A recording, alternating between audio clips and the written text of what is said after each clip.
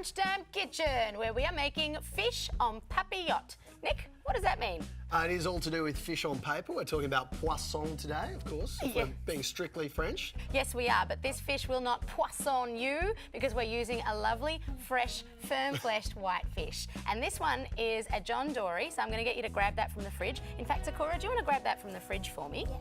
Just over there. It's funny, I think most fish taste like poisse, but anyway. Nick's not a fish fan, so I'll be doing a lot of the fish handling in this case, but I think that we can handle it together, right, Paulina? Yep. Absolutely. So, whoa, you don't have to be macrosmatic to know that that's fishy. Wow, I love that. I'll give you that one. This lovely John Dory fillet, you can see, check that out. It's lovely, firm-fleshed, it's nice and shiny, and it's not dry. So we're going to get onto the ingredients that are going to go inside this paper. So inside the paper, we're going to put some lemon, what's this herb? Give that a whiff. I don't know. It's kind of a big dill, if you know what I mean. Paulina, what do you think? I'm not sure. I think it's dill. It is. Yeah. It is dill. I was giving you a hint right there. And these little guys, they have their own little caper. They are indeed. Caper? Caper, Yes. exactly. Very good. So we're going to put those ingredients, classic French ingredients, inside a piece of paper, which I'm going to grab from just over here. And I'm going to get Paulina and Sakura to do most of the work because both of them want to be chefs. Is that right? Yeah. Excellent. What do you think chef life is like? Fun. That's what they all think. That's what they all think. Yeah, I've spent a little bit of time in the professional kitchen. Tell you what, you spend a lot of time prepping. So I'm going to give you some practice. Paulina, I'm going to get you picking this dill. That's one of the first jobs that you would have been given in the kitchen. Yep. We'll grab a little bowl. In fact, you've got a little bowl right there, Nick. So into that, what I mean by picking is you're going to take these little dill bits and just tear them into smaller parts. Yep. That'll make them more edible. Little forkfuls. Meanwhile, Sakura, let's get onto that lemon. Grab it for me and give it a squish on the bench. Yeah. So, are you going to cut that in half? Yeah. Very carefully. Nice. And as I always say in the kitchen, if it's hot or sharp, you need grown-up eyeballs. So I'm being the grown-up in this case. Now, one of those halves we're going to give over to you guys. So hand it over. Lovely. Would you like to give that a smell, Nick? Show everyone your macrosmatic situation. Yeah, that smells like that. Thank you. What a nose, what a nose. Now, speaking of nosing things, you know exactly how to cut this lemon, don't you, Sakura? Yeah. Okay, so very carefully, watching our fingers, you're going to cut it into little slices. That is very nice juicing that I can see out of the corner of my eye, Paulina. Do you use much lemon juice in your cake baking? Yep. What sort of cakes do you make with lemon? Pavlova. Oh, yum. Now the lemon slices have gone on that Sakura very nicely put together. A little bit of olive oil on top as well.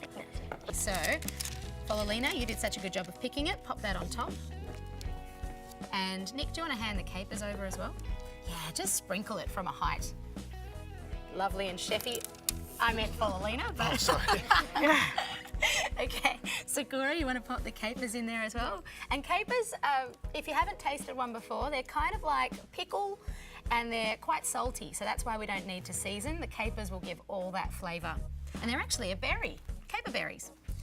Looking fabulous. It's looking gorgeous. And do you two do much cooking together normally? No.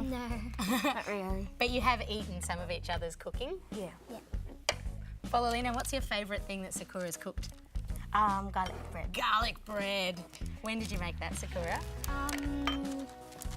Mostly for lunch and stuff like that. Garlic bread for lunch sounds like a brilliant idea. So we've got all of these ingredients in the papillote, and now we're going to fold it together. So I'm going to get you to do the first fold, Sakura.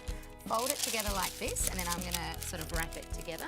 So fold, and then that way, keep folding, keep folding. You want to create like a little parcel for yourself. And what that does is it helps to steam the fish. Lovely. And then we fold it up this way and fold it underneath, just like that. And steaming fish is excellent because it maintains the moisture. You don't dry it out that way. That's gorgeous, gorgeous. All right, grown up. Yes, in that goes into the oven. Paulina, can I have my emergency smell protector? Thank you. Tell you what, this guy, You're a peg above the rest, Nick. Ugh. All right. Thank you. Grab that and pop that in the oven. It's looking good. Smells delicious, Alice. That's good. I'm glad you like it. Now, if you want the recipe or want to find out where to get yourself a peg like Nick's, go to the website. But you won't need a peg because this does smell delicious. Even if you're not a big fish fan, because we're using firm-fleshed white fish that's nice and fresh, it's not super fishy. Now, bring that over here, Nick. I've got some lovely heat protectors there. Oh, you're not wearing a blindfold as well, are you? Thank you. That's good. They make it look like toxic waste. Now, over here is our presentation plate. And En Papillote is traditionally served at the table, kind of like a theatrical piece. So I'm going to use this fish flip to grab that. Check this out. About 10 to 12 minutes in the oven is all it takes, depending on the size of the fillet, of course. All right, now watch that. That's very hot. But you get to drizzle that lemon juice on top that you so prettily juiced. Oh, yeah. Drizzle a little bit of lemon juice on top.